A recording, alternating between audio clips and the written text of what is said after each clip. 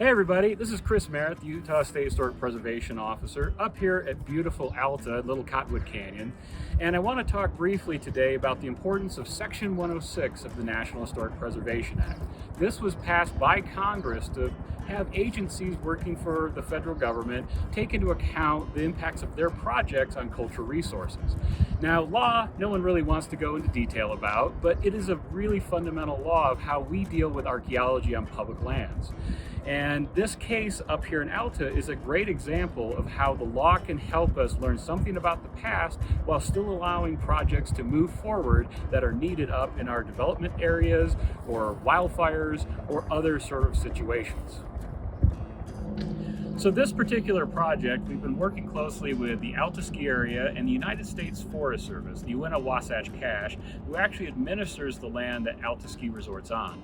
And in a waterline project, they were trenching with an archaeological monitor that we negotiated with the Forest Service and the ski resort, who watched the backhoe as it worked.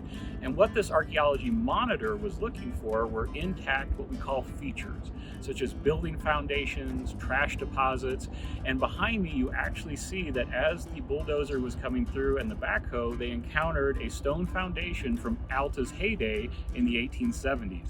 Now, the location of this stone foundation behind me tells me a ton. When we look at it compared to photos, we know we're on the outskirts of downtown Alta, which was a silver mining boomtown. And this now gives us an anchor point to think about the rest of Alta and where the rest of that mining town was.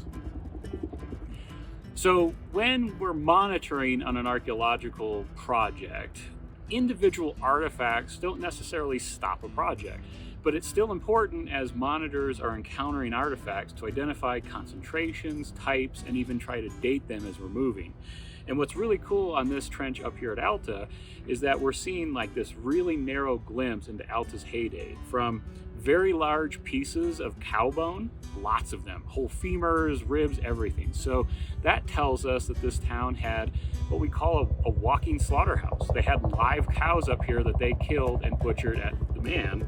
But then we have tons of other artifacts that tell us a lot about alcohol consumption, drinking, and saloons, and also a reminder that water in the American West was precious. So a lot of folks relied on mineral water, seltzer water, or alcohol as their beverage of choice because a lot of the water up here was not very clean. And so all of these things together with the features tell us something. And this is why the law is in place, is that while this project will still move forward, we are learning something about the past.